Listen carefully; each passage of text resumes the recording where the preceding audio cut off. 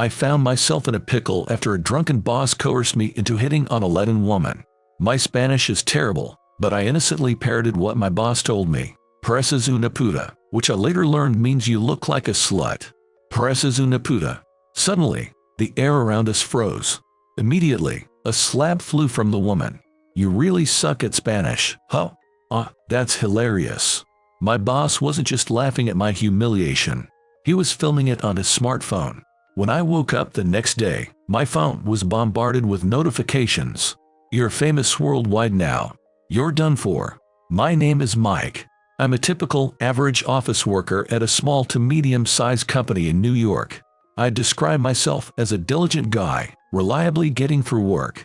At the age of 24, I married my high school sweetheart, and recently we welcomed a daughter.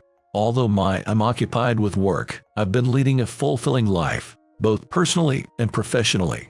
I work in the sales department. My responsibilities involve visiting clients every day, which often leads to overtime work. However, my wife always encourages me by saying, "Leave Maddie to me, and you focus on your work," which helps me get through it all. On weekends, I try to tackle as many house chores as I can, but my wife always reassures me, saying, "You're tired from working long hours every day, right? Don't worry, let me handle this." She's a very dependable wife. Despite all this, I sometimes face challenges at work. It's my direct boss, Mr. Johnson. Mr. Johnson is a bit of a lightweight and unreliable boss. He doesn't seem to be better at work than younger guys like us, often speaking nonsense to clients and causing complaints. I often find myself cleaning up his messes, and it happens so frequently that I'm constantly affected by his carelessness. Mr. Johnson got the managerial position, despite lacking skills, probably due to being a distant relative of the company president. A colleague confided in me about this, but it appears to be an open secret in the office. I've been dealing irrationally with the impossible demands he has been placing on me. However, Mr. Johnson has a likable personality and a bright disposition suitable for sales. Moreover, I respect him for his essential sales skill of quickly building rapport with new clients, a skill I haven't fully developed yet. Despite all odds, I believe we've built a good relationship based on mutual reliance. But there's just one thing I really wish Mr. Johnson would stop doing: getting drunk at parties or celebrations and ordering me to pick up random women and bring them to our table. I've refused several times, saying, "I feel guilty" to my wife, and women would probably be annoyed if someone like me approaching them. I can do that. However, once Mr. Johnson gets drunk, he becomes tyrannical and threatens, "If you don't do as I say, you are fired." Apparently, Mr. Johnson, a single man, gets jealous of me, who got married at a relatively younger age in the sales department. It seems his intention at these drinking parties is always to bring trouble to me with the unreasonable demand of hitting on women. Even though I know it's an unreasonable request, I can't defy Mr. Johnson. So, reluctantly, approaching women while feeling guilty towards my wife. It has become a routine at these drinking parties. One day, after securing a major contract, our sales department held a celebration. The event took place at a somewhat fancy Chinese restaurant, and the mood was upbeat among the sales team members. They served delicious dishes, and I enjoyed alcoholic drinks along with the food. The upbeat mood made me feel triumphant. As the night progressed and everyone started to get tipsy, Mr. Johnson, who was already wasted, ordered me to hit on women as usual.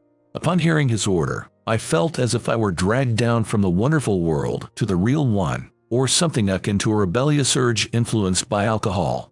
I had never gotten used to this moment. Tonight, Mr. Johnson pointed out a brunette Latin woman who was enjoying a meal with a friend at a table a bit away from ours. I refused at first, saying it's impossible to hit on a foreigner, especially since I can't speak Spanish. But Mr. Johnson, dismissing my words, insisted, "It's fine. Just go and tell her, pareces una puta." With no knowledge of Spanish, I asked him what that means. He replied, "It's a way to describe a slim and stylish woman, right? Don't worry, it's a basic compliment phrase. She will understand." So I, who never studied Spanish at school, never bothered to question Mr. Johnson's words, thinking it must be some kind of greeting. Still, I kept saying I didn't want to go, and it was even worse since I couldn't speak her language. But as usual, he threatened, "You gonna defy me? I can make sure you can come to work tomorrow." Reluctantly, I approached the Latin woman. I awkwardly started with "Hello, how are you?" She kindly replied with an excited "Oh, yeah." Confused about what to do next, I glanced back at my table. There was Mr. Johnson with his smartphone, mouthing, "Hurry up. Say it or you are fired." Realizing I couldn't fake it, I braced myself and with a forced smile said, "You look like a slut," in Spanish, with no knowledge of what I was saying. The moment I spoke, everyone seemed to get frozen. Then, the Latin woman stood up and slapped me. I was so shocked that I sank down to the floor. Not understanding what just happened, I was completely lost. Leaving me behind, the woman became emotional and started yelling at me in rapid Spanish. Frozen, I remembered her reaction right before she got angry. She was responding to "Pareces una puta." That's when I realized I'd been tricked by Mr. Johnson. Feeling intense anger towards Mr. Johnson, I knew I had to apologize to the woman. I repeatedly apologized her. Her blonde friend, who came to dine with her, calmed her down and in broken English said, "It's okay, brother. Leave this to me." After I apologized once again, I returned to my seat. When I returned to my seat, I found Mr. Johnson there, holding his smartphone and laughing uproariously. He told me the truth, laughing, "You really are terrible at Spanish. I'll teach you. What you said to her means, you look like a slut." That was so funny. Even I got angry and retorted, "Mr. Johnson, I've already told you I want you to stop these unreasonable demands to hit on women. And now you've made me insult a woman I don't even know, a complete stranger. This is going too far." However, Mr. Johnson showed no signs of remorse and mocked me, saying, "It's your fault for not understanding Spanish. Why are you getting all upset with me? It's true that I can't speak Spanish, but that's exactly why I asked for clarification, and it was Mr. Johnson who gave me the misleading information." I looked around for help, but either everyone found it funny that I couldn't speak Spanish, or they just averted their eyes, trying to suppress their laughter. Even I was infuriated by this situation, and although some colleagues tried to calm me down, it wasn't enough to quell my anger, and I left the scene. The next day, I woke up to incomprehensible messages on my phone. "Is this the number of rubbish of society? You're a disgrace to the States. Never go outside again." I received these unfathomable insults from unknown email addresses and phone numbers. Groggy, I initially thought these were spam or scam messages. However, as I scrutinized the messages, I realized they were all criticizing last night's incident. Why do they know about it? I was terrified, covered in goosebumps, my mind went blank. Why am I receiving so many messages from unknown people? Despite feeling sick and scared, I scoured through the messages to find a cause. That's when I found a video posted on a certain social media platform.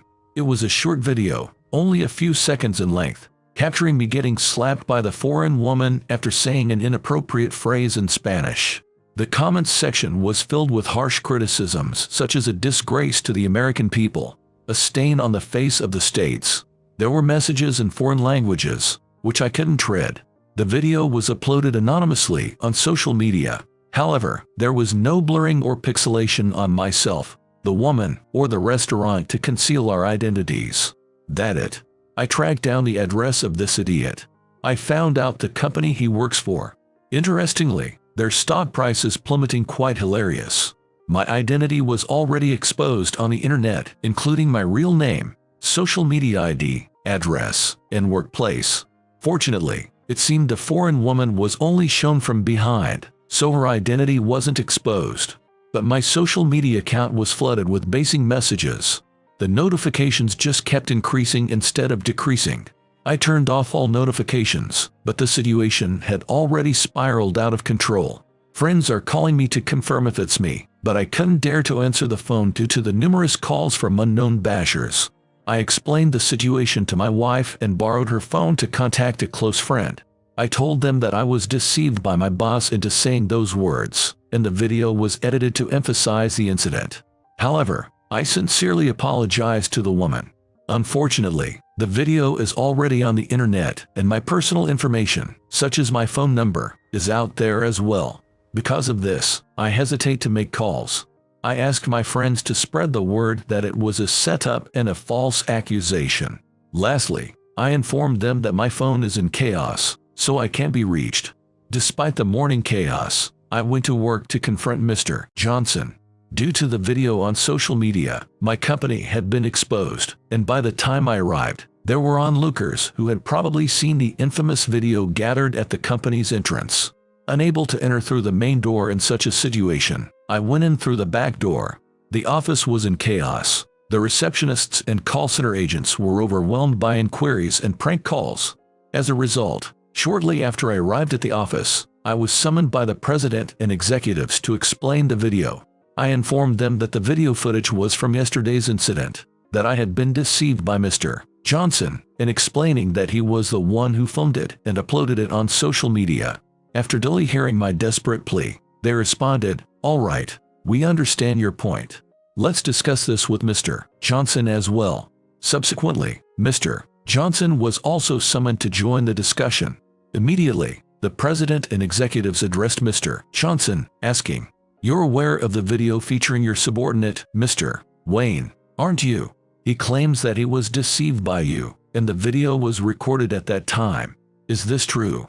However, Mr. Johnson denied any involvement, saying, "I have no idea about that. And of course, I didn't record any such video. I would never force or deceive my important subordinate like that. In fact, I was trying to stop him from hitting on women while drunk, but he wouldn't listen. In my attempt to intervene, we caused a bit of a commotion, and I felt the other customers' eyes on us. So, I think that video was probably taken and shared by another customer in the restaurant. The restaurant went particularly quiet when he was slapped. He made a false statement. He purposely alleged that I willingly hit on women and denied my accusation of being deceived by him to engage in such misconduct, all in an attempt to absolve himself of any responsibility. But I counted his claims. His statements are all false. Mr. Johnson has a drinking problem.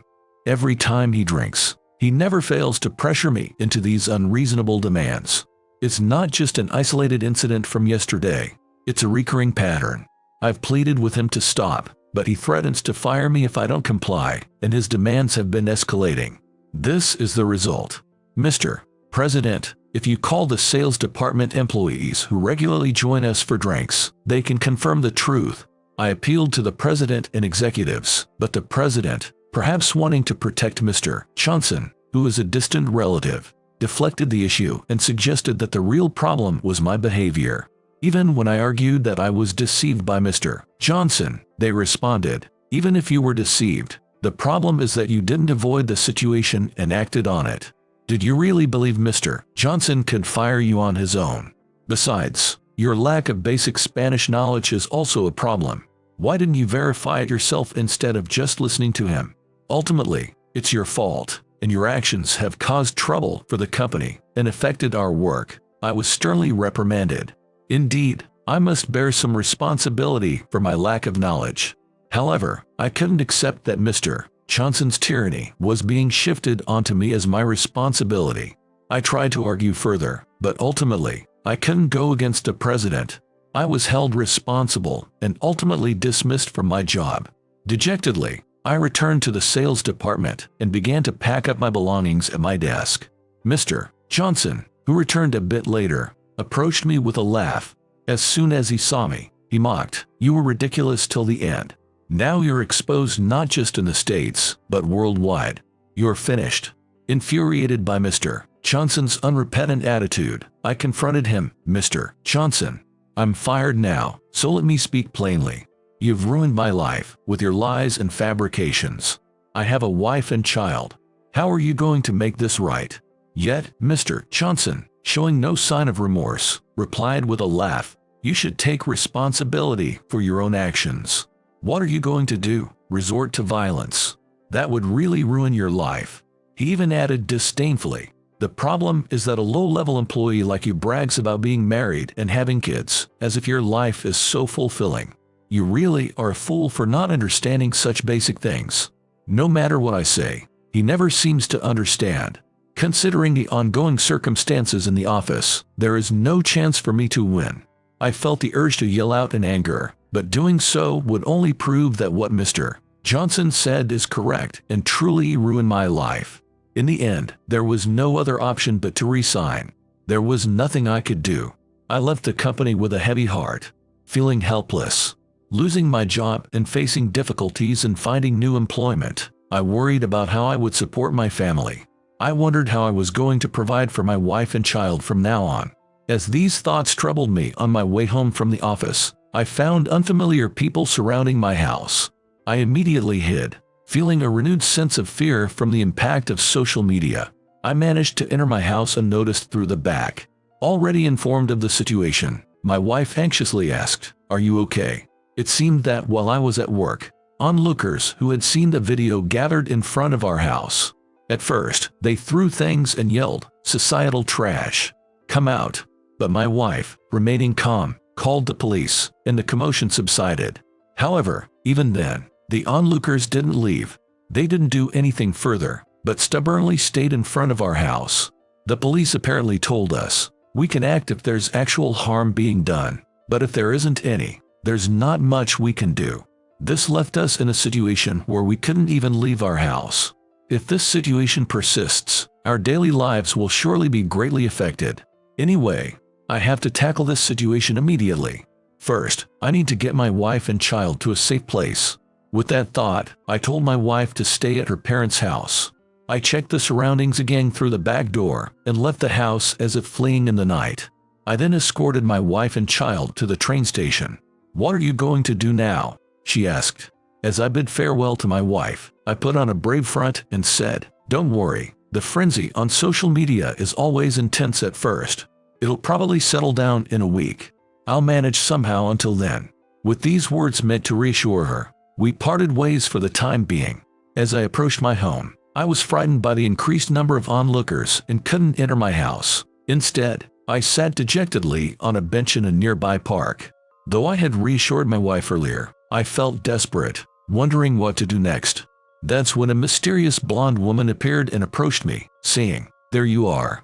I immediately braced myself, thinking she was one of the onlookers who had seen the video and come to my house. But soon I realized she was the woman involved in yesterday's incident. She dyed hair. Expecting her to complain about my actions yesterday and the exposure on social media, I immediately started apologizing profusely as soon as I recognized her. However, the blonde woman started talking to me in fluent English, saying, "No need to apologize. I know it's not your fault. I'm Catherine. What's your name?" Bewildered, I replied, "My name is Mike." Catherine shared a lot with me. She's quite a famous influencer, broadcasting about her life in the States to the outside world. She allegedly has many followers worldwide due to her beauty. She primarily posts pictures of famous spots to introduce them to her followers. Additionally, she creates videos containing content about her daily life for her followers in the States. Yesterday, she was at a dinner with a friend and wore a brunette wig to avoid being recognized by her fans. "That's why I'm blonde today." Catherine winked, seemingly proud of her disguise. I watched the video and read all the comments. It centered on the act of slapping you, triggering this entire situation. Now, everyone seems to think it's acceptable to scorn you so much. It has turned into such a mess. "I'm truly sorry for what I've done." Catherine apologized, looking remorseful about the incident that happened yesterday.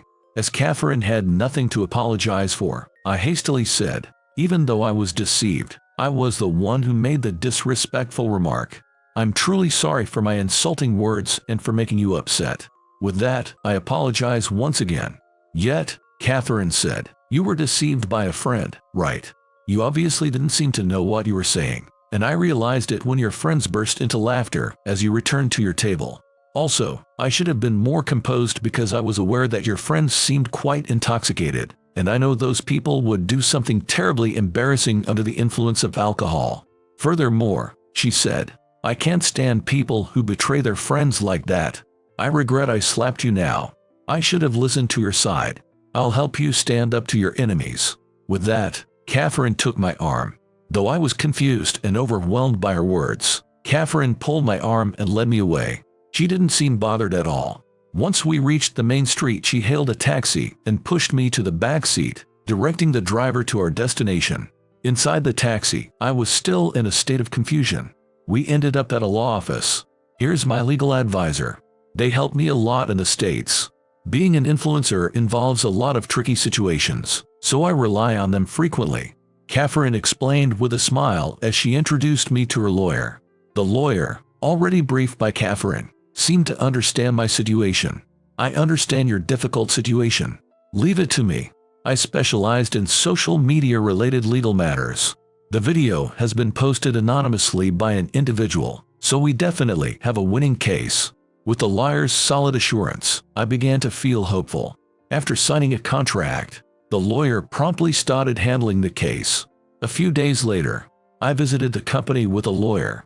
Having an appointment, we were smoothly escorted to the president's office. As soon as we entered, the president, looking a bit embarrassed, guided us to our seats. "Mr. President, my client is claiming damages from the company and Mr. Johnson," my lawyer said. The president, looking irritated, replied, "You seem to be making a big deal out of a finished matter. We're still dealing with inquiries related to you. You must have some substantial basis for coming here with such claims, right?" The lawyer confidently began to explain. "Firstly, this involves unjust termination coupled with a lack of proper investigation.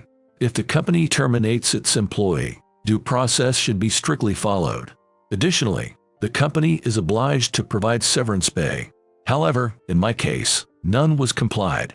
These facts constitute an illegal dismissal. Thus, I claim compensation." My lawyer continued, "Regarding the video on social media, it contains defamatory content. Although it was anonymously posted, I obtained the name and address of the person who posted it in my legal capacity. It turned out to be Mr. Johnson without a doubt." Hearing the lawyer's explanation and realizing they were at a disadvantage with solid evidence against them, the president hastily called Mr. Johnson to the office. Upon entering the room, Mr. Johnson had a defiant look as if to say, "Why are you here?" Initially brazen, as the lawyer reiterated the explanation and presented the evidence, he gradually turned pale. Upon learning he would face charges for posting the video without consent from Catherine's and me, Mr. Johnson broke down and apologized profusely. "Your apologies mean nothing now. As I've said before, your actions are destroying my life. Why did you make me do such a thing? Didn't you think it would come back to haunt you?" I confronted Mr. Johnson once more. He then revealed everything. He hated me. He was jealous. He was troubled by his inability to perform well at work and found it painful to always be saved by me. Furthermore, I get married and blessed with a child. For him, I'm having a successful life, and it's only fueled his insecurity and jealousy. That's why he set up a trap, and it was a joke. He captured a perfect scene I getting slapped to make a sensational video, so he uploaded it for fun. That was his story.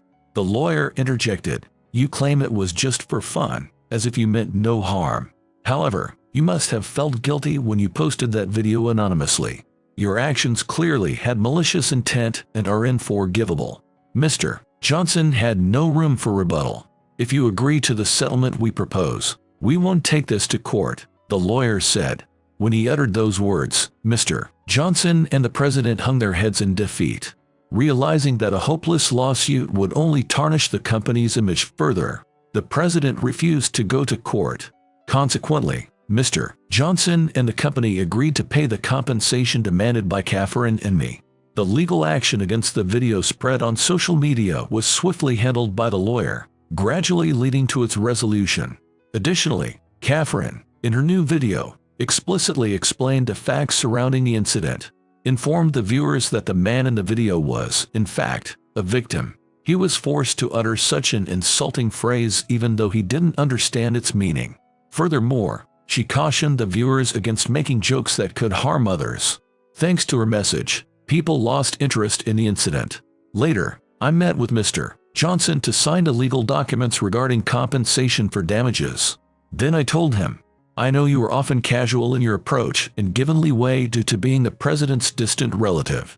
However, your personality, brightness, and negotiation skills led to many successful contracts. While you may not have been as skilled in the job compared to others, your excellence in winning over clients and your exceptional communication skills were evident. You excelled at finding and retaining new clients. After that, either I or someone else would follow up, eventually leading to a contract. Without Mr. Johnson's sales abilities, we wouldn't have been able to secure half of those contracts. Hearing this, Mr. Johnson began weeping and said to me, "I am very sorry. I know it's too late to change anything now." Mr. Johnson didn't lose his job because he was the president's distant relative, but rather, he was demoted to an ordinary employee at a distant branch. He now has to relearn his job from scratch. The president apologized to me again and offered to rescind my dismissal, asking me to return to the company, but I politely declined. "Hey, Mike, what's next on the schedule?" "Next, we have a meeting with the organizers of the cosplay event at the Anime Expo. Catherine, could you go through these 2 anime characters and pick your favorite attire during the ride? It would be great to consider at least 2 or 3 sets based on the other party's preferences." "Okay. Oh, I wonder if I can dress up as Maddie's favorite character." I left my former company and joined the entertainment agency where Catherine works. My steadfast and serious character was well received at the new company, and now I am entrusted with managing Catherine's work. After the company and Mr. Johnson paid me compensation and the case closed, I moved to an apartment block with a high security system to stay with my wife and child, who were seeking temporary shelter there. My wife was overjoyed and relieved to see me safe. Meanwhile, Catherine became good friends with my wife and often visits our home. My wife was grateful for the connection with a famous influencer, but I felt somewhat uneasy about it. Recently, Catherine uploaded adorable moments of my daughter on her social media, which apparently went viral. Of course, to protect her privacy, she made sure her face was unrecognizable with digital stickers. My daughter Maddie adores Catherine, asking, "Is Catherine coming over today?" And Catherine seems to enjoy her company too. Social media can be a scary tool, depending on how it's used, but it can also be a warm place where people from around the world can compliment your child. And above all, unlike an ordinary office worker, it has the potential to generate immense wealth, but it can also lead to losses. Because my daughter's video on Catherine's account went viral, we received a bonus from the company, and my wife and I were thrilled, praising Maddie. However, having once been burned by social media once before, we remain cautious about its use. My name is John Smith. I work at a company that digitalizes board games. We make software versions of games like Monopoly, Catan, Virus, and various card games, which are originally played on a board. Ever since I was little, I've been fond of board games. We didn't have video games in my house when I was a kid. So, whenever relatives visited or friends came over, we often played games like checkers or card games like poker. I enjoyed that a lot. It was what led me to get a job at a company that blends video games with card games. I come from a liberal arts background, not a science one. So instead of creating games, I work in an administrative role, like sales. My parents were normal working class folks. They placed their hopes and dreams in me, their only son. Thus, they raised me with a lot of care and seriousness. Sometimes, their seriousness meant they were quite strict.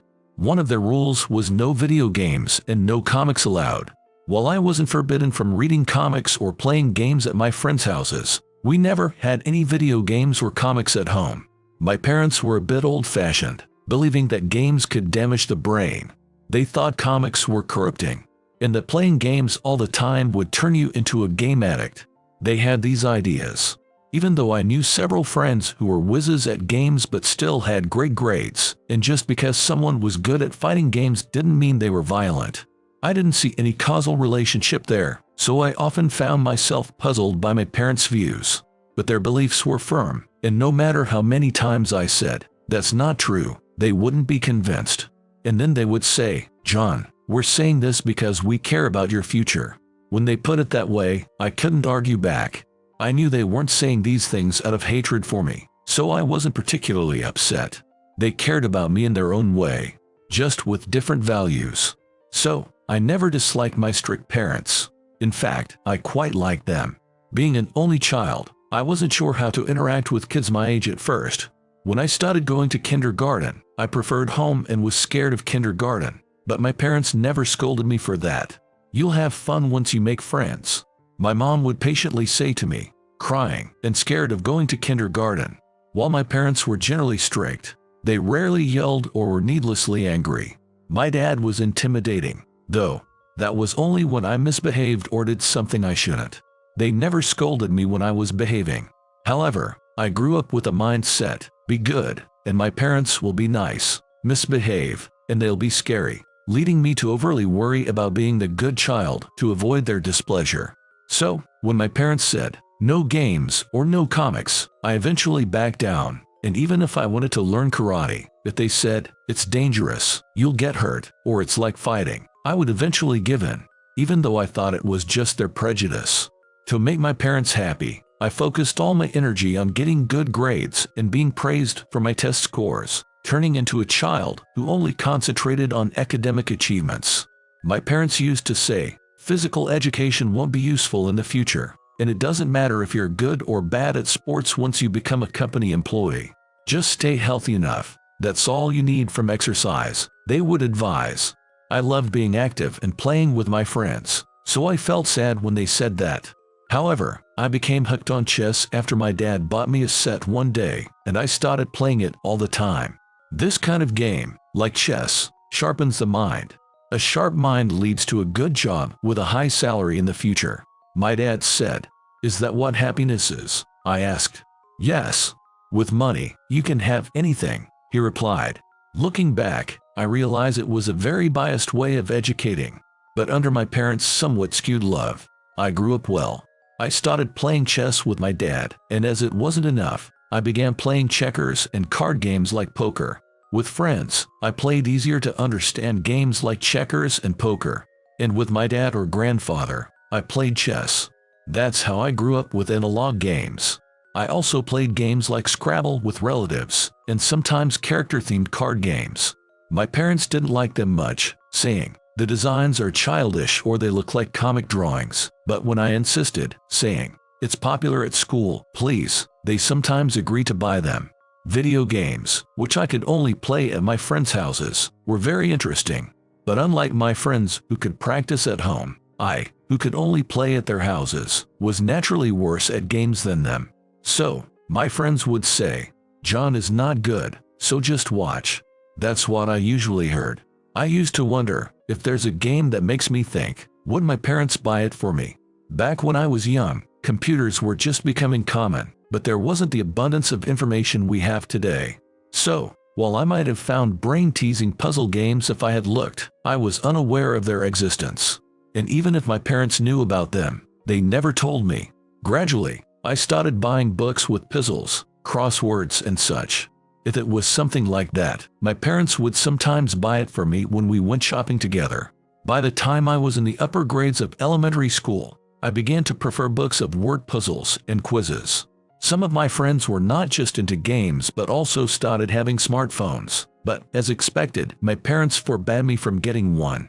They said it would cut into my study time if I started using social media. It was expensive and not something I could buy with my allowance. Thus, I gave up on it easily. Growing up this way, without much exposure to technology, I naturally leaned towards the liberal arts when considering my future path in middle school. I thought about going into science, but by then, I had become engrossed in reading. I even started to write my own novels, filling up college notebooks with handwritten stories. I didn't realize until I was an adult that many people try their hand at drawing comics or writing novels, and back then, I thought, maybe I'm a pretty amazing person for being able to write this much in middle school. I fantasized about becoming the youngest genius novelist. My books piled up in stores, and these fantasies went even further. In my imagination, my books became bestsellers, got turned into movies, and I thought about how I would respond in interviews. That was my middle school life, filled with such unfocused daydreams. And then I became a high school student. It was a regular co-ed school, and I chose the liberal arts without hesitation. In my high school, students were divided into liberal arts and science classes, with the science classes having just a few more students than the liberal arts ones. I was surprised when I got to my liberal arts class. Out of 40 students, 30 were girls. Only 10 boys, including me. It was kinda awkward. Up until middle school, I was a quiet, nerdy guy who hardly interacted with girls.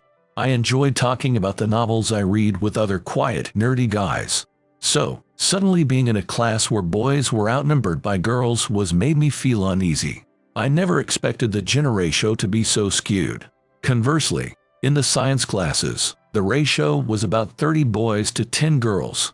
There were times I thought maybe I should have gone into science, but I had already decided on a future in liberal arts. I was determined to work in sales or administration at a game company. When I mentioned this to my parents, they said, "Isn't sales a tough job if you're not good at talking? Wouldn't you be more suited for desk work, John?" That's what they said. But still, I wanted to work in sales at a game company, to be able to talk with people from various gaming companies. The reason I wanted to work for a game company was because, ever since I was little, I had thought it would be great if there were video games for table games, and it would be great if there were video games that made you think. By the time I got to high school, I had learned that puzzle games and the like had been around for a while, but my admiration for companies that made interesting and intellectually stimulating games hadn't changed. Let's call that company Company A. Company A primarily turned board games and games like Monopoly into video games. I thought if I told my parents I wanted to work in sales at a gaming company, they might understand. That's what I believed. By the way, John, you always say you want to work in sales, but what kind of industry do you want to work in? There are so many types of sales jobs, like in finance or telecommunications. There's really no end to the options. My parents would ask whenever we talked about my career path. I carefully chose my words to avoid opposition. You know, when I was little, I was so happy when Mom and Dad bought me chess and checkers, and then you bought me all sorts of puzzles, right? Yes, and, well, I want to work in sales at Company A, which sells chess and other games as video games. My parents didn't look pleased. What? A video game company?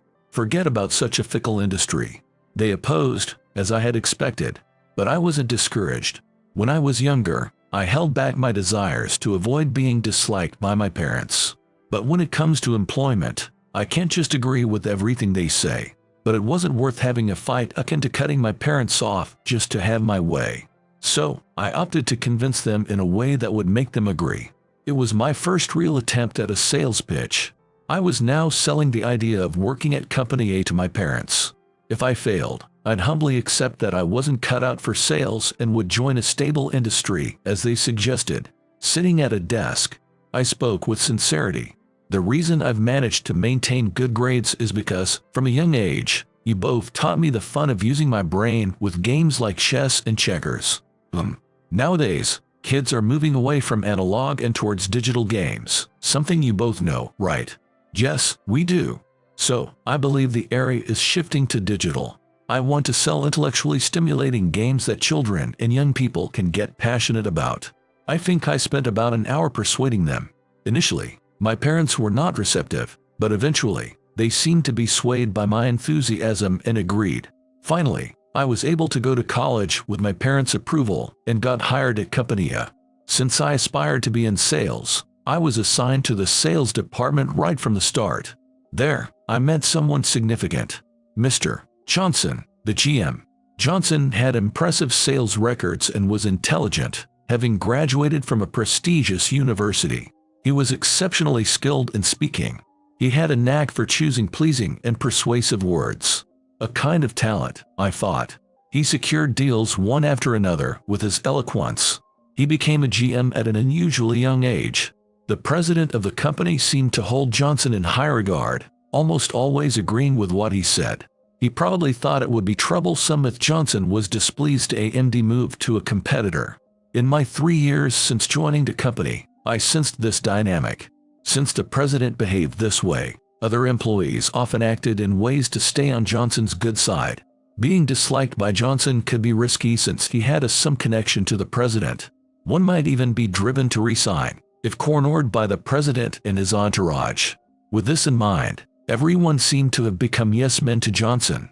In the midst of all this, I was assigned to Johnson's direct department just as he was promoted to the GM of the sales department. It seemed that I had quickly caught Johnson's eye. This was because I just couldn't stand the thought of being disliked by anyone. I was a typical yes man, unable to say no.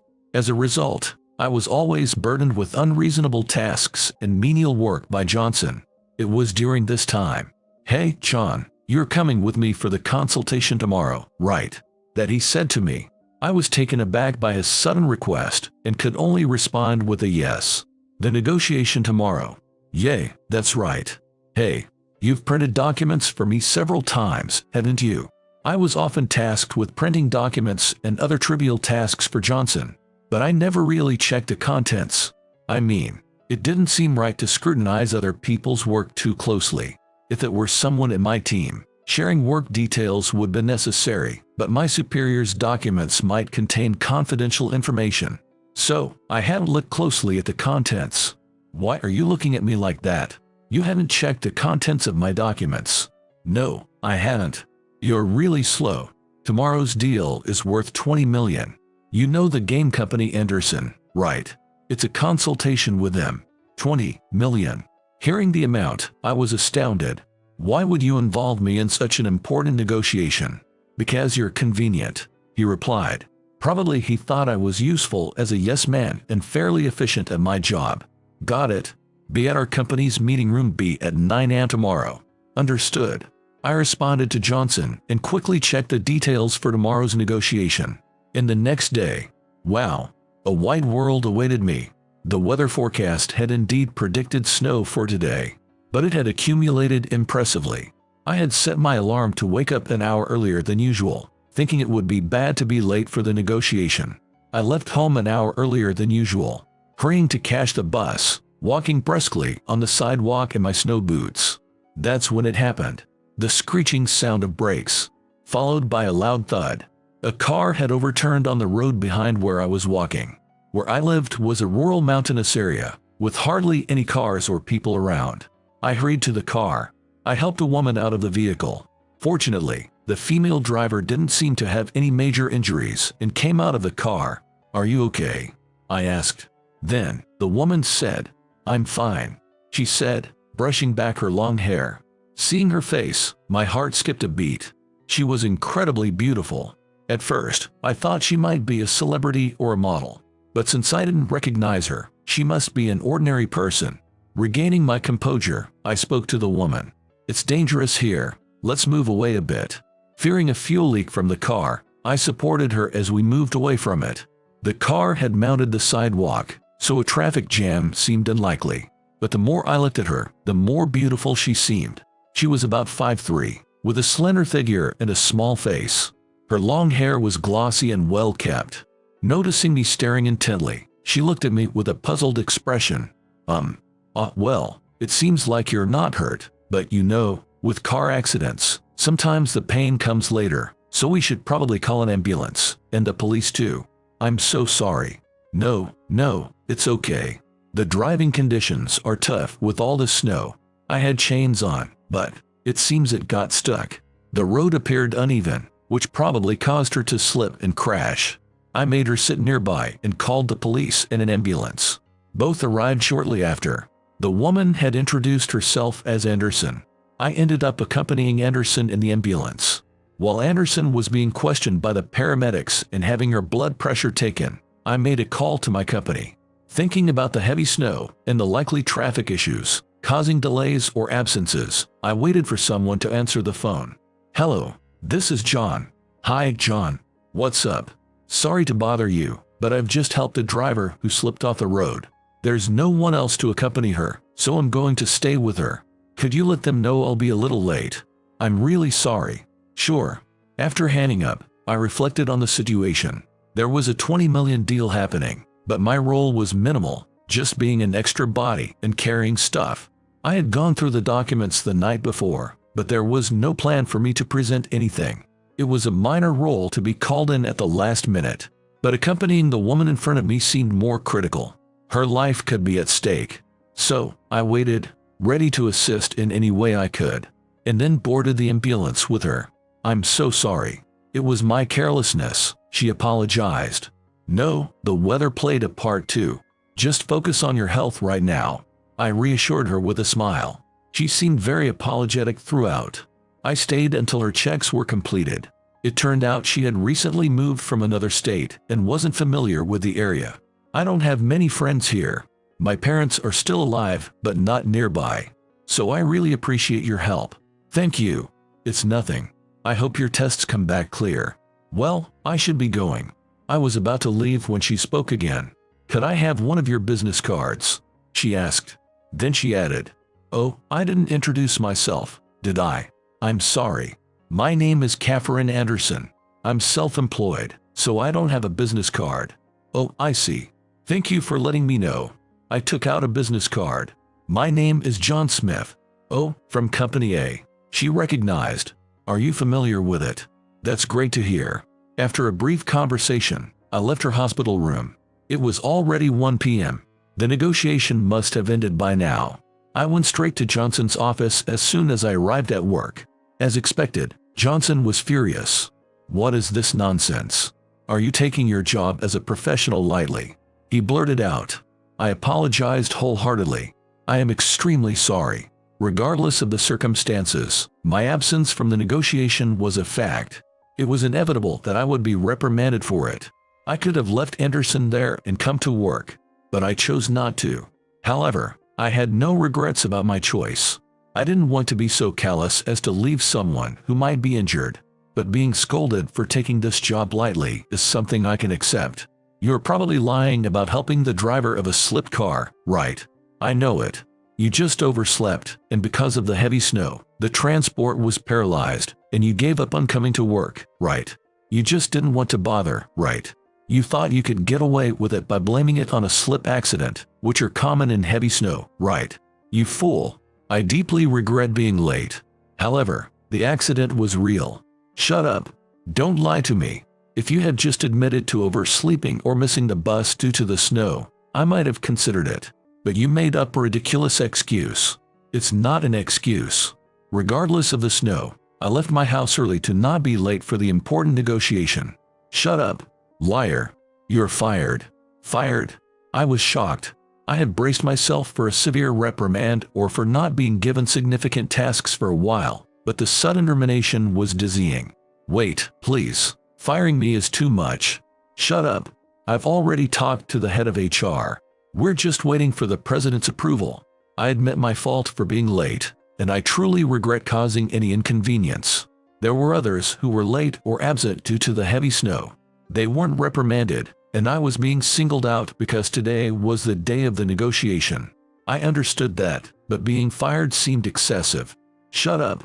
Snow or whatever. As a working adult, it's expected to not be late.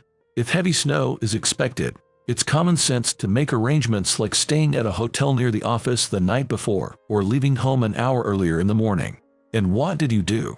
You just casually show up late. It was a $20 million deal. Do you understand? I trusted you enough to let you get involved. Do you get it? Once you lose trust, it's never coming back. I was completely in the wrong. I deeply regret being late. But, to be fired.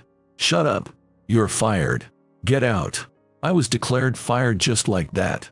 The next month would be the procedural period leading up to my termination, and I was instructed to use my remaining paid leave during this time. I trudged home, but due to numerous traffic restrictions, the usually 1-hour journey took about 2 hours. Was it really my fault? I was in distress. If I hadn't accompanied her in the ambulance, would I have made it to the meeting on time? No, even if I had headed to the office at that moment, I probably would have been late anyway. If I was going to be late, wasn't it more humane to accompany the injured person in front of me? Or was it unnecessary meddling? Was I nosy? Tears started to flow. What should I have done? Was abandoning her and going to the office the common sense? Did I really make a decision worthy of being fired?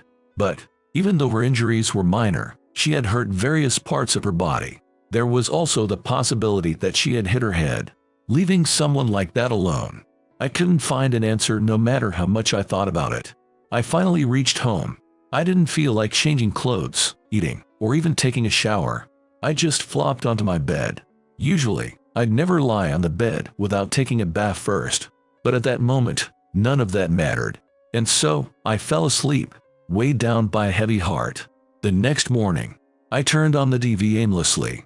Checking the weather forecast had become a part of my daily routine. But now, I guess there's no need to check anymore. I let out a wry laugh. My throat was parched from sleeping without drinking anything. That's when it happened. Huh. Seeing the face on the TV, I was stunned. There was Catherine Anderson, the beautiful woman I had helped the day before, featured on a morning show. Catherine Anderson, I exclaimed in astonishment. Yes, that was her. Catherine Anderson was the name of a famous, masked female chess player. She stood at the pinnacle of female chess players in the country, but had been famous since her student days. To hide her identity, she played chess wearing a mask. Even though she was no longer a student, she had said that the mask had become a part of her, and she rarely took it off. This Catherine Anderson revealing her face had become a topic on the morning news. But wait, the lady from yesterday introduced herself as Catherine Anderson. I was puzzled. Could it be someone who just looked similar? No, wait, it was a pseudonym. Catherine Anderson was the president of the Anderson Corporation. So, Catherine Anderson must have been a pseudonym, and her real name was Catherine Anderson. I couldn't believe that the beautiful woman I helped yesterday was the famous genius chess player, Catherine Anderson. As I was still in shock, a call came from my company. Expecting it to be about administrative procedures, I answered the call with a heavy heart. Hello. Yes. John. Just come to the office now. What? It was Johnson, the GM. He usually sounded haughty, but he seemed rushed now. Confused, I asked. I thought I was fired. Is this about some paperwork? I was told we'd handle it by mail. Forget that. Your termination is cancelled. Just come quickly. Johnson's request was vague and urgent. Reluctantly, I took a shower, got ready, and headed to the office. There, I was astonished. I was directed to the reception room next to the president's office. There, I saw Catherine Anderson. The beautiful woman I had just seen on TV was there. Beside her was the president of Anderson Corporation, Mr. Kenneth Anderson. Help me out here, John. Our company president was practically begging me. I had no idea what was going on, so I demanded an explanation. And this was the story. Yesterday, as a thank you for helping Catherine Anderson, Mr. Kenneth Anderson and Catherine herself visited our company. They learned about my being fired for being late the day before. Mr. Anderson was furious. Without verifying the truth, he condemned the company's decision to unilaterally fire someone based on an assumption as utterly preposterous. What made this situation so bad for our company was that Anderson Corporation, Mr. Anderson's company, was the partner in the $20 million deal. They are involved in chess-related businesses, while our company develops and sells video games of board games. We were supposed to collaborate with Anderson Corporation to develop a new chess game. That was the deal worth $20 million. Angered by the incident, Mr. Anderson was threatening to call off the deal. That's why the president summoned me. That's the situation, John. We're retracting your termination. Could you please appeal to Mr. Anderson on our behalf? Please, John. Johnson pleaded. His attitude completely changed, and the president's ingratiating tone was frustrating. I felt empty, wondering if this was the company I had aspired to join and worked so hard to be a part of. I'm sorry, but I can't pretend yesterday didn't happen. There's nothing I can do. Please handle it yourselves. Excuse me, I said, and left. A voice called out to me as I walked away. John, I'll thank you properly later, okay? I nodded to her and left the company in silence. And so, I became unemployed. Should I have endured and clung to my job? On my way home, I agonized over the stand I had taken. But at that moment, I had simply had enough. I couldn't keep up with a company like that, not for a lifetime of work. Though the road to re-employment might be tough, I wanted to find a company that I could truly be satisfied with. Then, an unknown number called me.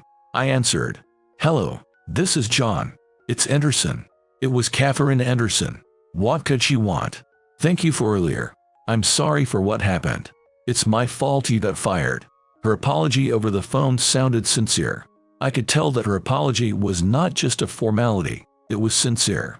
No, it's not your fault, Anderson. And it's better I found out early how cold that company is. Actually, I was wondering if you'd be my manager until you find your next job. Manager? It might be overstepping, but since I've removed my mask, I have many fans. I'm short-handed and could really use your help. I don't have any experience as a manager. Do you think I can do it? Yes, I trust you. After you helped me without any benefit to yourself, I believe you are someone I can rely on. Many people try to take advantage of me for my fame, so I need someone trustworthy. And that's how I became Catherine Anderson's manager for a while. It was a relief, considering the difficulty of finding a new job. Having been fired, it would be tough to find re-employment, but having manager for the famous chess player Catherine Anderson on my resume added prestige. Perhaps Catherine saw this and offered me the position, foreseeing its value for my future. I never imagined that my being late that day would lead to becoming the manager for the #1 female chess player. It was something beyond my wildest dreams. Entering a world I had never experienced before was nerve-wracking, but I decided to work hard at my own pace, just as I had always done. On our wedding anniversary, my wife Emily invited me on a trip, the first time in 5 years. But after drinking a beer, I suddenly collapsed. Finally, it's over. No more dealing with incompetence. While puzzled by the last words I heard from my wife, I lost consciousness. When I woke up in the hospital, I began to understand what had happened to me. When Emily was called to the hospital room, she started trembling the moment our eyes met. I don't know anything. I swear I don't. My name is David, a 35-year-old office worker. I've been living peacefully with my wife Emily, who's 2 years younger than me, and our 4-year-old daughter Sarah, making us a family of 3. We both work, so Sarah attends daycare. My daughter Sarah resembles my wife Emily both in looks and personality. She's strong-willed and speaks her mind clearly. However, she's not the type to bully others. At daycare, she's the kind who invites friends to play together.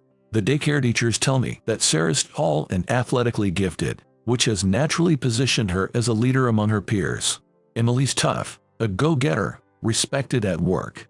At home, she's the same, efficient and straightforward, and I often yield to her opinions. I'm the only man in the house, a peacemaker by nature. Emily thinks I'm too soft, but I believe in a harmonious family life. For instance, if Sarah wants to go somewhere on the weekend, even if I'm exhausted from work, I'll do my best to make it happen. David, you can't even assert your opinion with the kids. You get overruled like that a lot, doesn't it bother you? Well, I'm tired, but it's hard to say no to our adorable daughter's requests, you know. Emily doesn't seem pleased with my approach, but I just want us to be a happy family. However, I noticed a gradual change in Emily's behavior. It started small, with her overtime increasing, getting home late. Emily's overtime gradually increased, and she started coming home later. She loves her job but used to balance work and family time, leaving work on time to pick up Sarah. I often work late, so Emily's fixed schedule was a big help. But she began staying late at work 2 days a week. If it's work, I understand. I'll make arrangements to pick up Sarah from daycare. Thanks, I'll talk to Sarah about it too. So I started picking up Sarah from daycare twice a week, but she seemed a bit unhappy. What? You're picking me up again today? Mom buys me toys on the way home, but you don't. Well, buying too many toys might mean you won't cherish each one.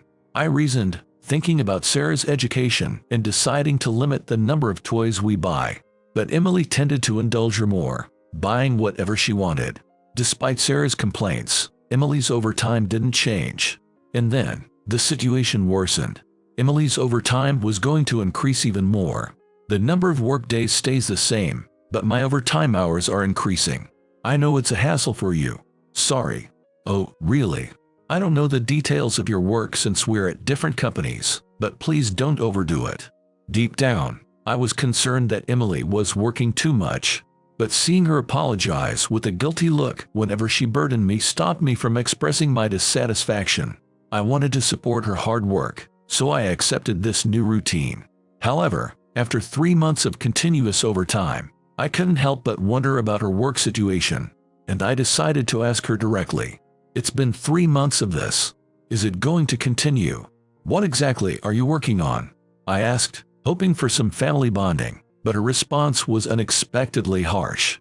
Emily raised her eyebrows and glared at me, responding as if I had complained, offering a sharp retort.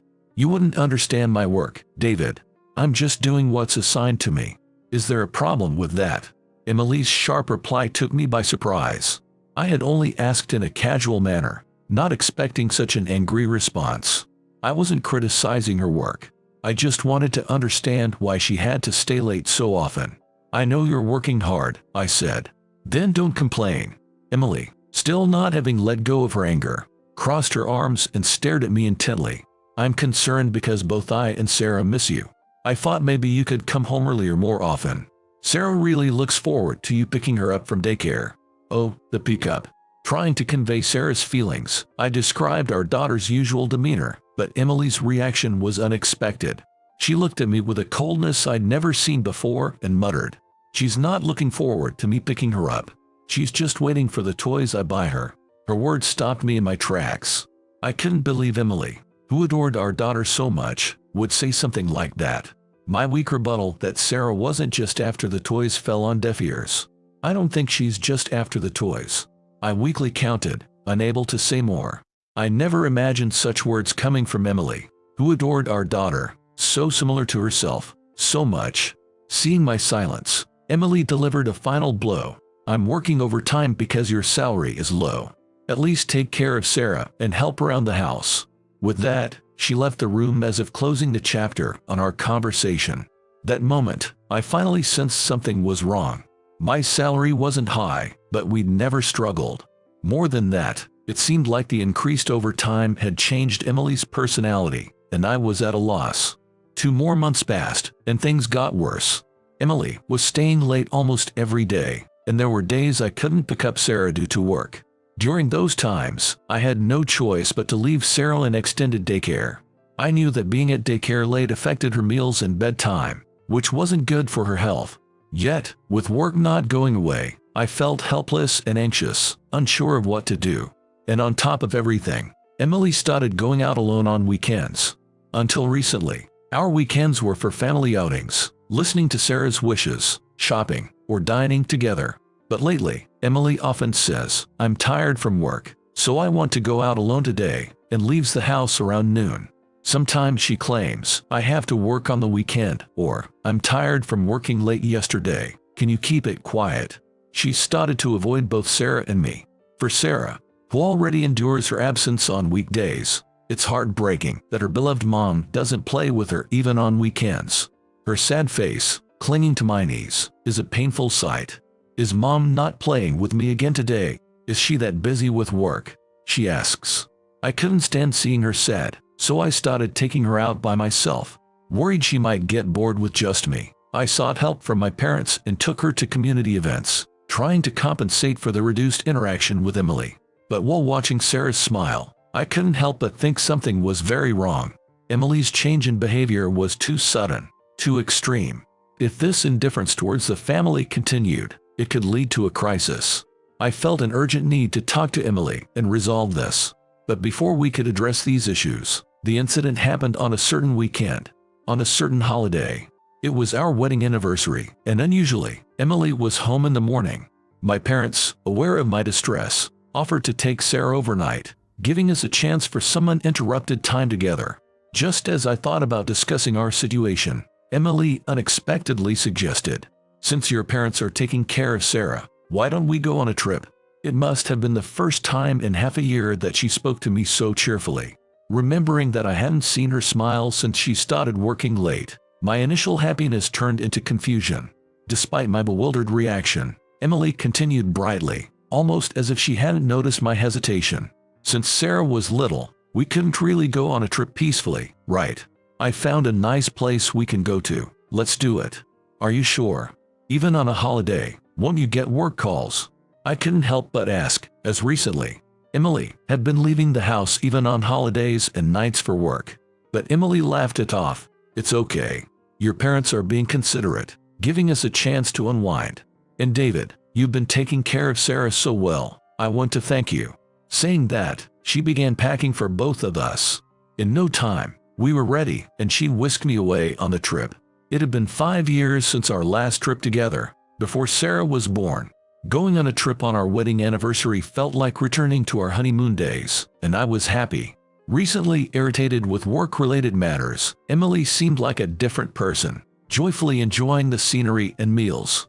Her unusually cheerful demeanor surprised me, but I decided to enjoy the trip too. We dined at a locally renowned restaurant and raised a toast. The restaurant Emily chose had a cozy atmosphere, and the food was delicious. Thank you for always being there. I can work because you take care of Sarah. I really appreciate it, she said. It's nice to hear you say that. Emily smiled and offered me a beer. After drinking quite a bit, I excused myself to the restroom. As I washed my hands, I looked into the mirror and questioned myself. What's up with her today? She's like she was before all the overtime. I hope our relationship can keep improving. I felt a mix of suspicion and happiness towards Emily's unusual behavior. But reminding myself that this was a special trip she planned, I returned to our table. There, I found a beer I didn't remember ordering. I ordered it for you since your glass was empty. Thanks, I replied, my caution melting away with her kindness.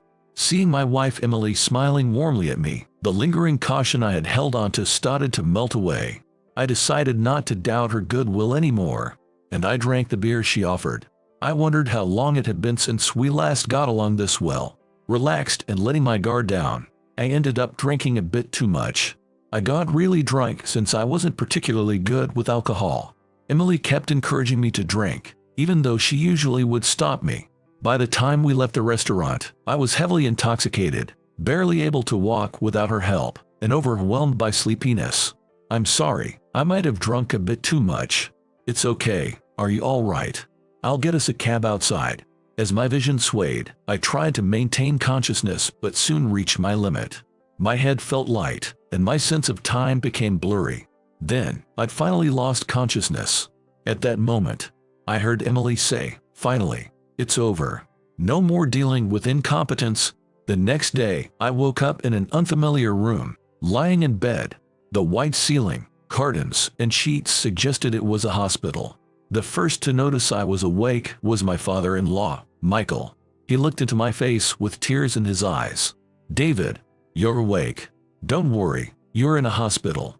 A hospital? Why am I here? Although Michael tried to reassure me, my confusion only deepened. Looking around, I saw my mother-in-law, Linda, looking pale in a corner of the room. What happened? Why are you here too, Linda? When I spoke, Linda looked up, startled. I'm so relieved you're awake, David. I've contacted Emily to come to the hospital. She said she would come right away, but it's been quite a while. It seemed Emily had left me somewhere after the incident. I had an inkling about where she might have gone. But what exactly is my condition? Michael was the one who answered my question. David, you were found last night sleeping on the street by a passerby who called for help. You were brought here to the hospital. It's lucky you weren't hit by a car. On the street. Was I so drunk that I fell asleep on the road? And Emily, who should have been with me, had left me there. While I pondered this, Michael continued. The hospital ran some tests and said it's probably because you drank too much alcohol suddenly. You're not much of a drinker, right? Maybe you went out alone and got a bit carried away. I wasn't alone. I was with Emily. Shocked, I exclaimed, and my in-laws exchanged glances. But the hotel reservation was made only in your name, David. Emily said she was working from home yesterday. Their worried, almost doubting expressions gave me an uneasy feeling.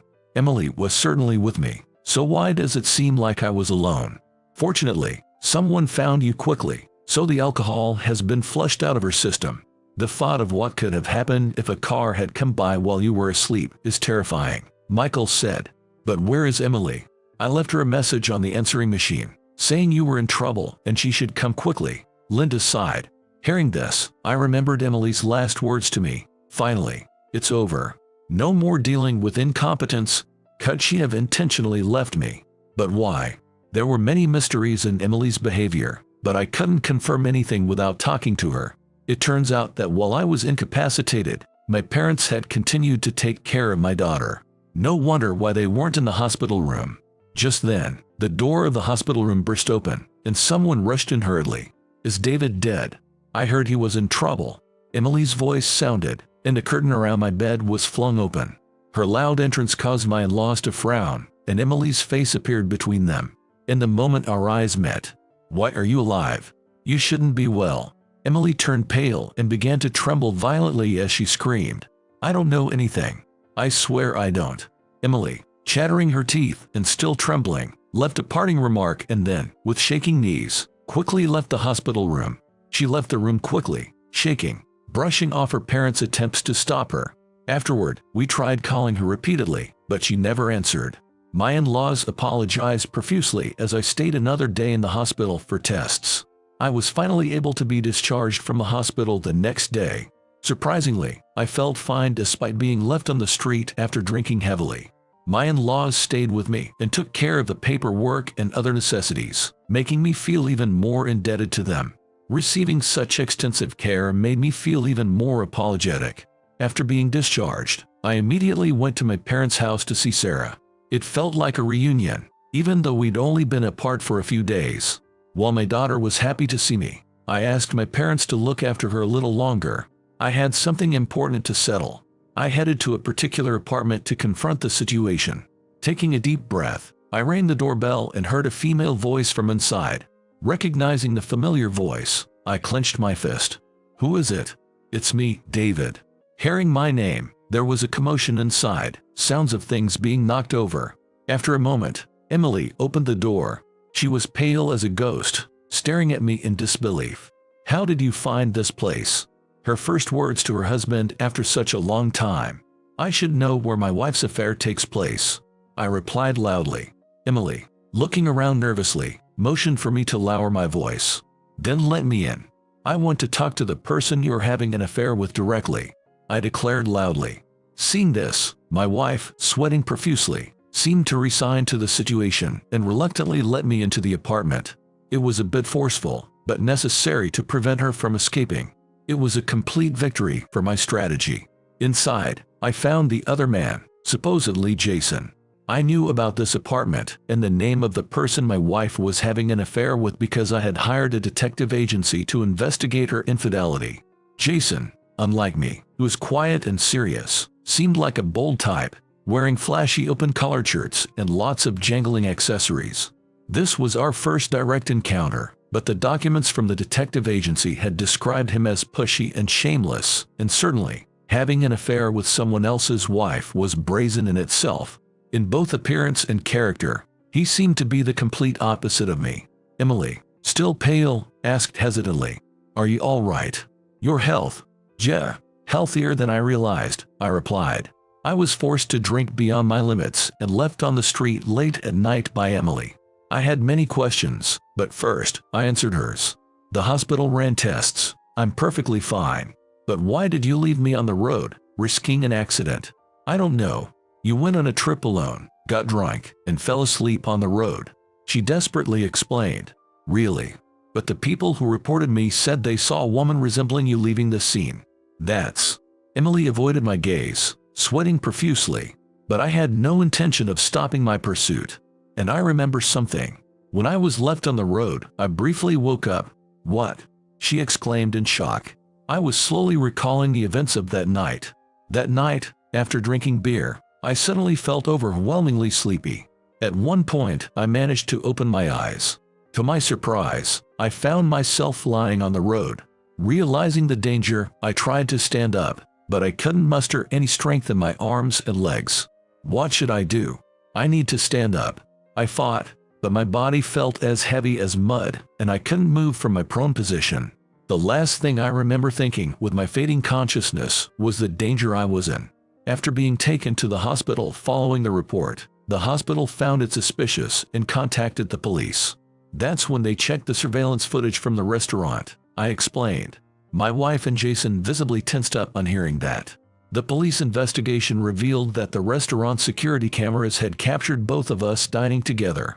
Additionally, while I was in the restroom, my wife had mixed vodka, which she ordered separately, into my beer.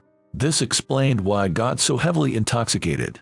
Furthermore, although the hotel reservation was indeed under my name, as Michael mentioned, it was found that a woman's voice made the reservation call.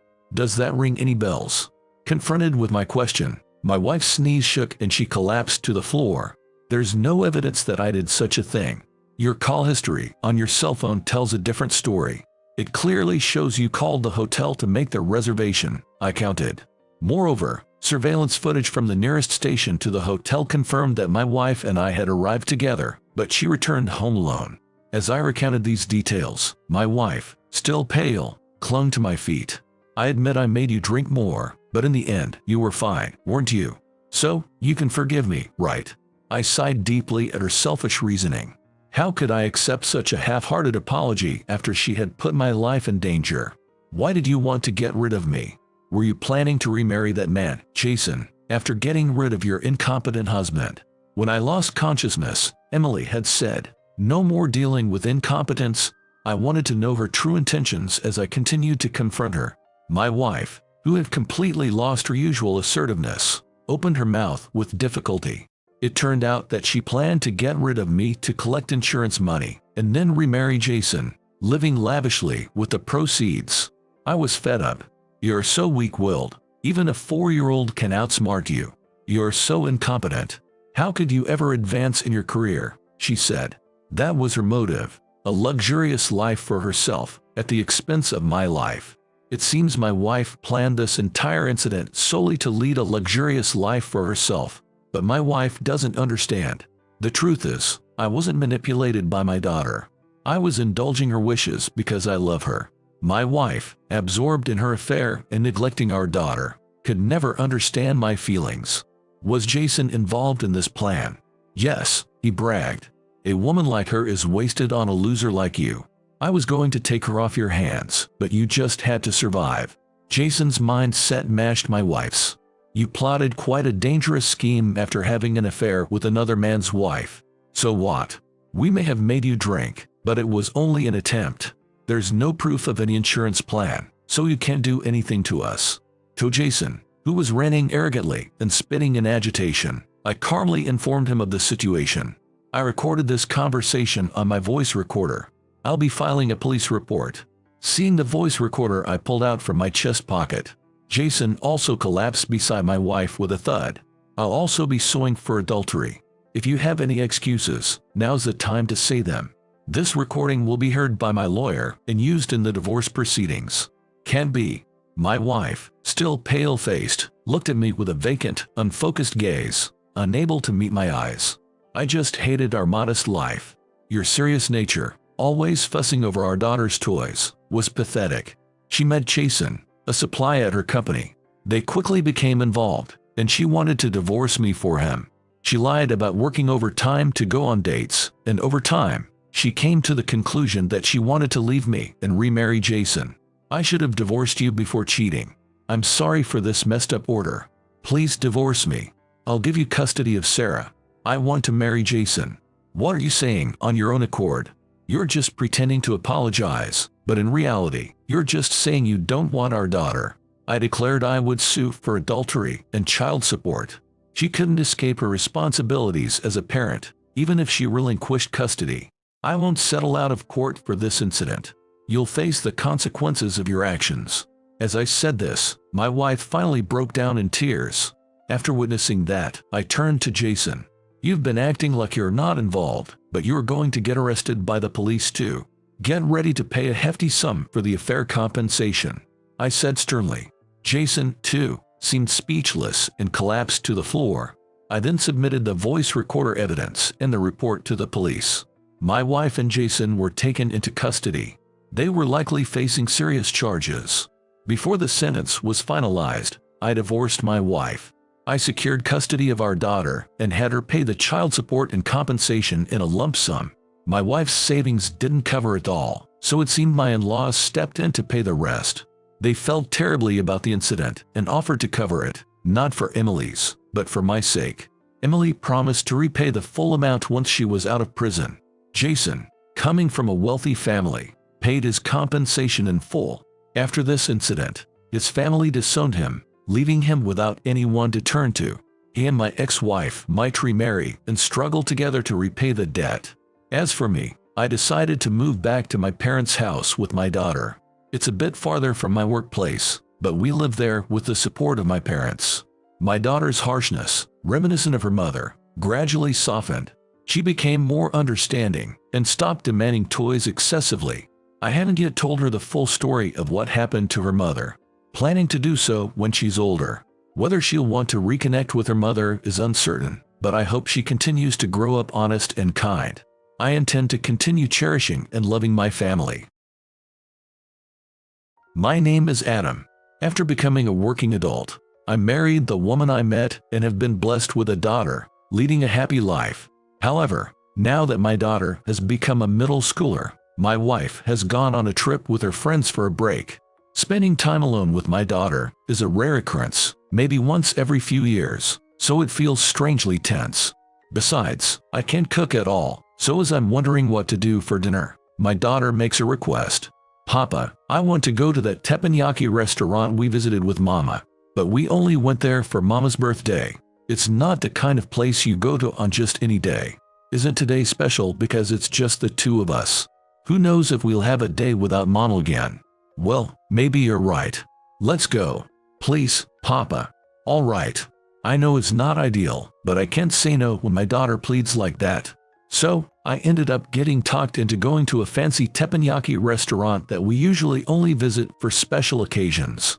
Normally, my wife would probably scold me if she found out, but she's away on her trip, so I guess it'll be fine this time. As we enter the fancy teppanyaki restaurant, there's my middle school classmate, Johnson. I didn't find Johnson to be a pleasant personality because he looked down on everyone during our high school reunion, just because he was studying at a prestigious university.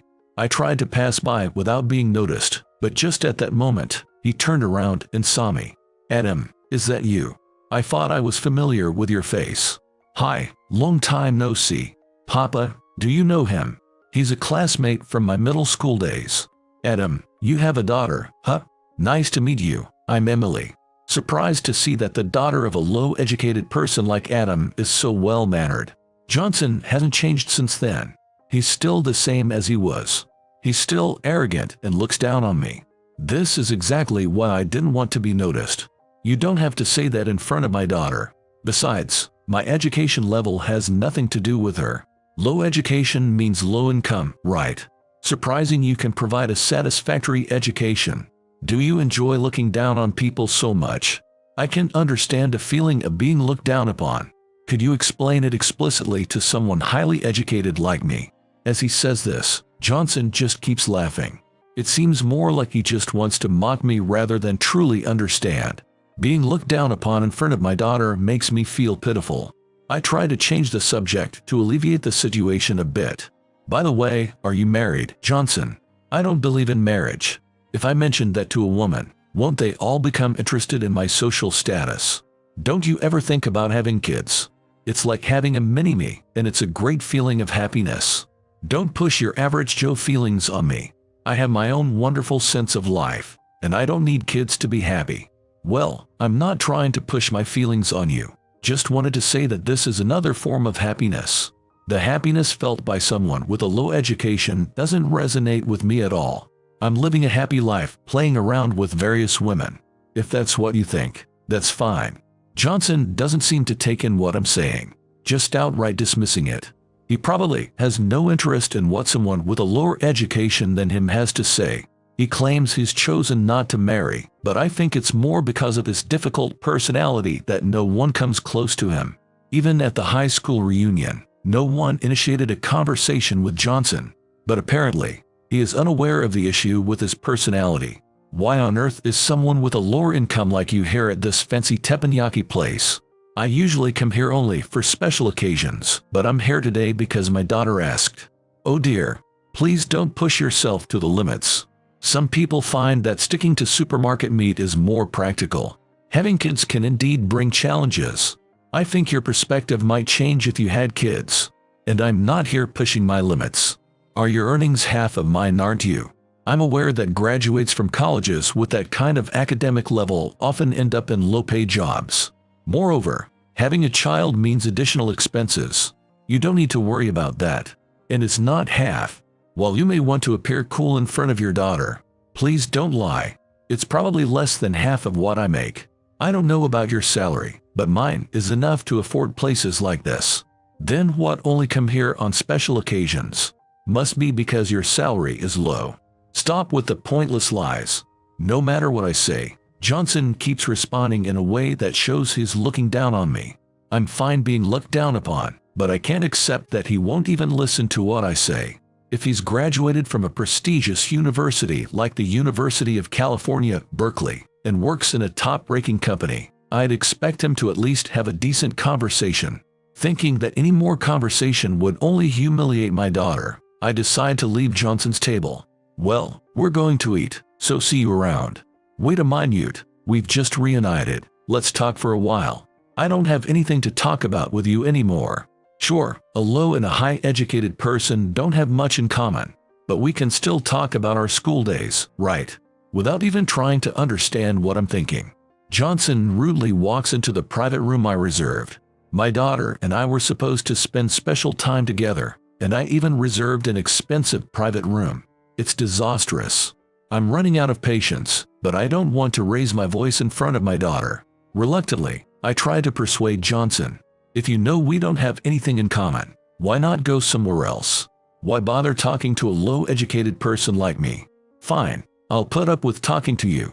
Besides, your wife isn't here today, so it's a good opportunity. By the way, who did you come to this restaurant with? You must have a partner since you are here, right? Well, actually, my plans changed and I ended up not having anyone to dine with. Is it like a business dinner got postponed? Well, something like that. Johnson seems flustered for some reason.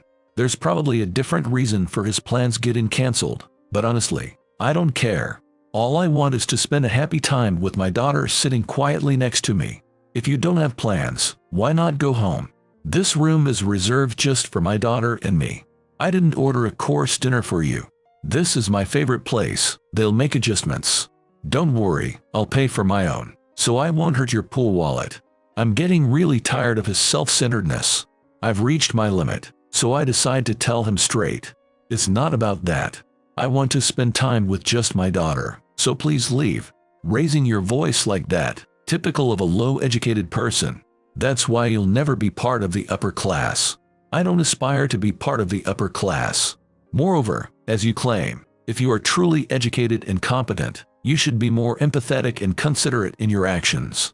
Of course, I switch on that mode at work, but right now, I'm just chatting with an old school friend, so I don't want to turn on that exhausting switch. Even someone as highly educated as Johnson gets tired just by being considerate. I thought you were more capable than that. Frankly, I'm disappointed. Shut up. You don't need to say that. I'm a competent person at work, so there's no problem. Anyway, I want to enjoy my time with just my daughter, so please leave. While I comprehend that my presence may be vexatious, there's no necessity to express it so strongly. No matter what I say, it doesn't seem to resonate with Johnson at all. I think it's a waste of time to continue this conversation. Just as I'm about to leave to enjoy my time with my daughter, Emily, who had been silent until now, suddenly starts to speak. She must have reached her limit listening to all this. Papa, I've been listening, and even as a middle schooler, I completely understand what you want to say. However, he seems to be grasping nothing. You should fire this man right away. Hearing Emily's words, tears start to well up in my eyes. I'm impressed by her ability to see things so objectively. She's already in middle school, so it's natural, but I didn't realize she had grown so much. Indeed, if you can understand this much, maybe you're not doing great at work after all. I think so. You, Papa, are trying so hard to talk, and he doesn't seem to notice at all. At this, Johnson starts laughing loudly. I can understand what's so funny. His attitude, starting to laugh right after Emily's statement, made me upset. Why are you laughing? Because the idea of me getting fired is just too funny, no matter who hears it. What's funny about it? That's exactly why you should be fired. You are still in middle school, so you might not understand the ways of the world, but unlike your father, I am a very competent person. There's no way I'd get fired. Johnson talks to Emily in the same condescending way he talks to me. I guess Emily's words must be right on target, rather than amusing. He laughs it off, probably to keep his sanity intact. Since he started targeting Emily, he clearly seems more agitated.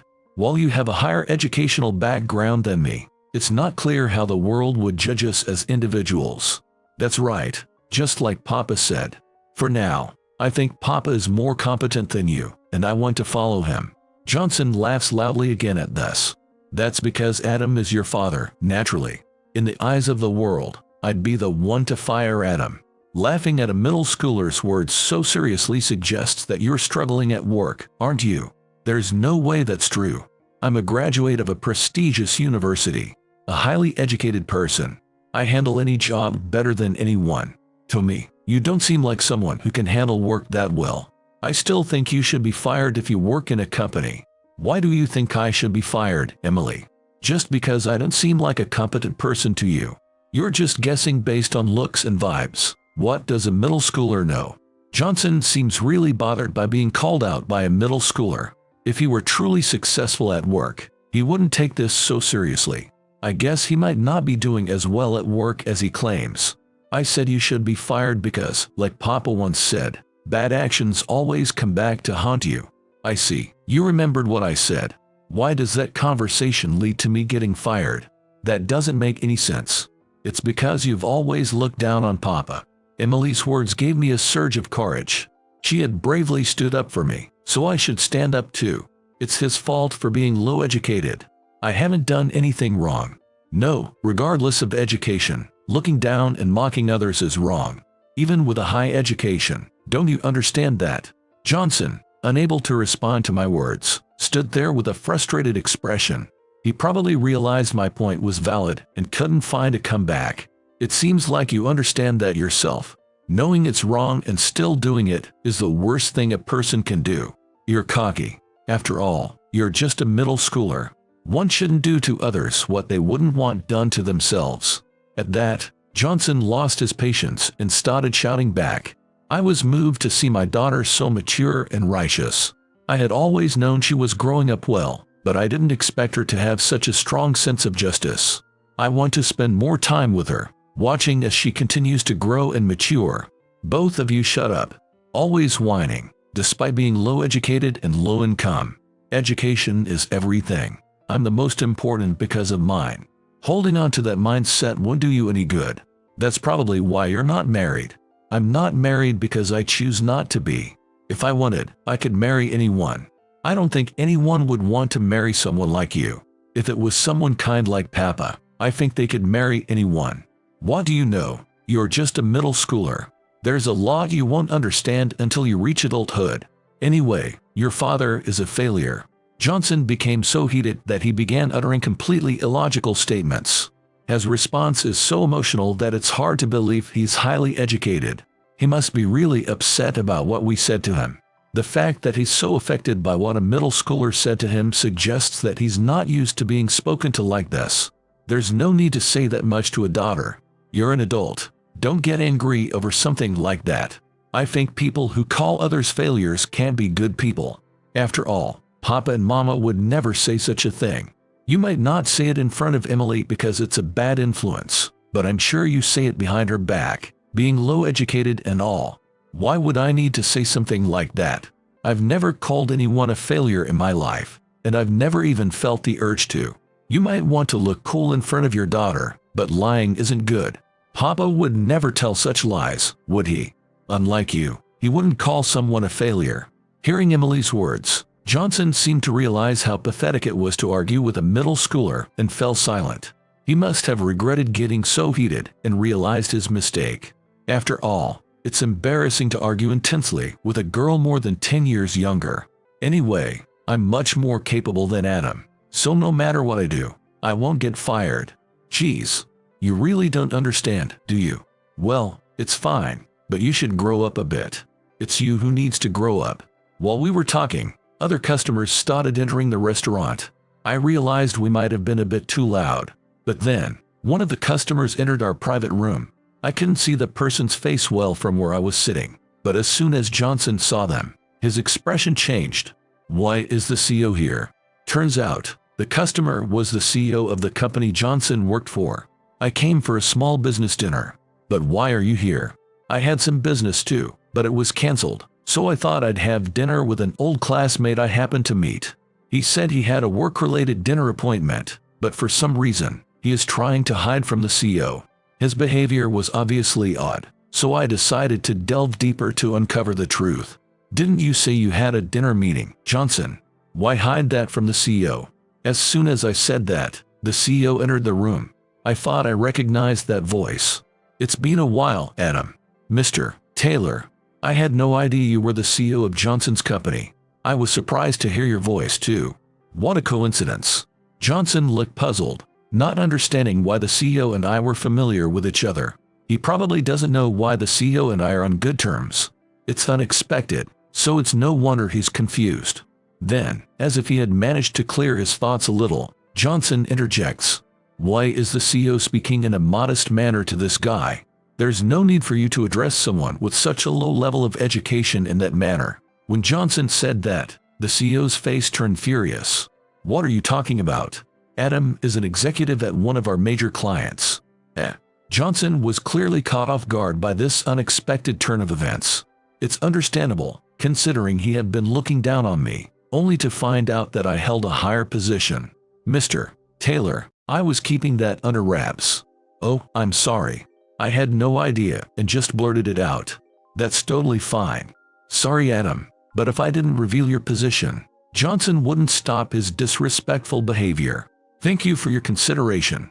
Why is Adam an executive at a client company? How can someone with a lower education than me hold such a position? That's impossible.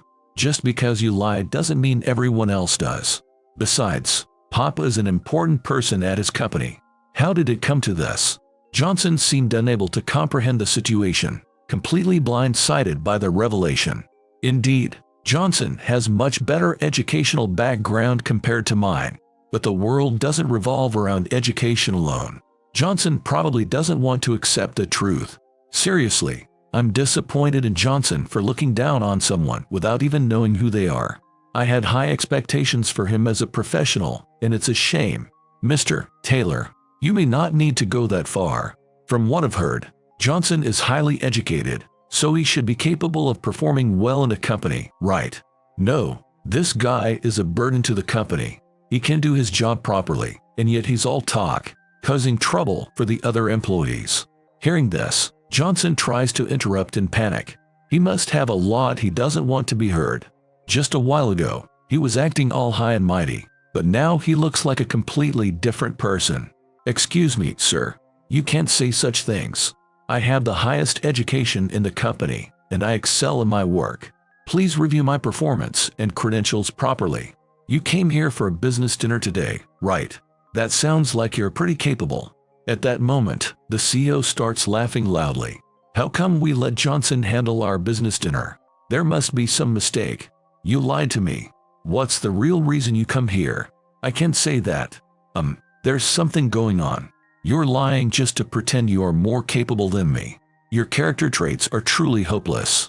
Lying to a client's executive. That's too bad. I can't help you. Do you really need to go that far? Yes, he is a client's executive, but to me, he's just an old classmate. Even if he's your classmate, that doesn't give you the right to look down on him. That's where one's character shows. Your daughter just told you that. You have been reprimanded by a middle schooler. You should be ashamed as a grown-up. Unable to respond to the CEO, Johnson falls silent again.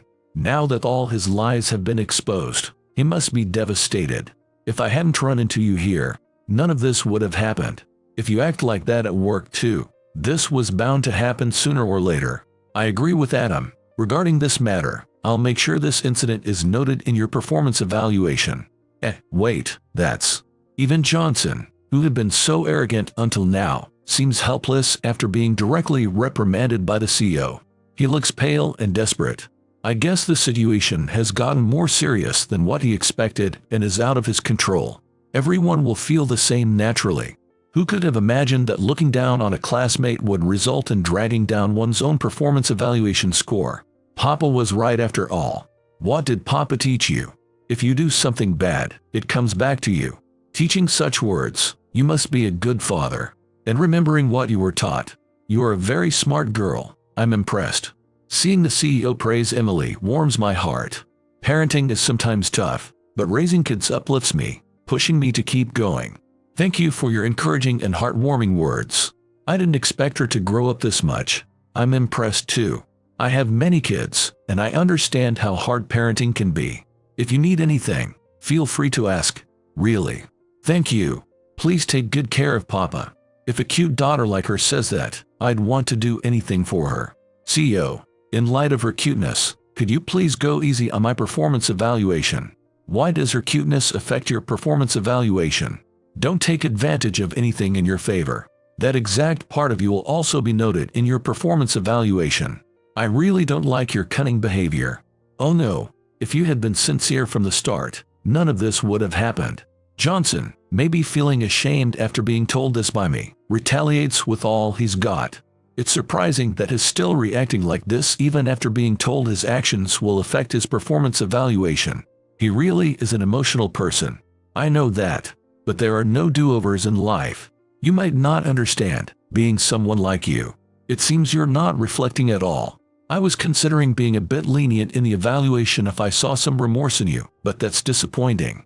CEO, please don't say such things afterward. It's impossible to react when you say it later. That's why, like Papa said, it's best to always be sincere, no matter the situation. That's true. Always being sincere means even if someone catches a moment of your life, it won't be a negative one. That's true, but if you continue to argue, I might have to consider demotion. Do you have to go that far? What exactly did I do? Your terrible attitude towards a client's executive alone is quite a problematic act, considering that he is my classmate. But first of all, if he possesses conventional wisdom, he would never mock or look down on someone. Such actions are unacceptable. That is, eventually, Johnson seems to have gained some understanding and shows a bit of remorse. His attitude and mindset are causing this issue, so he should definitely reflect on his own mistake. If only I had known it would turn out like this, I should have just left instead of getting involved. Papa kept asking you to leave us alone, but you insisted, saying no, and it led to all this. So, Johnson was here for that reason. I'm sorry for interrupting your precious time with your daughter. Let me take care of today's bill. I appreciate your generosity, but please don't feel bad for us. Thank you for understanding. I'd like to treat your daughter to a meal. I hope that's okay with you. Thank you.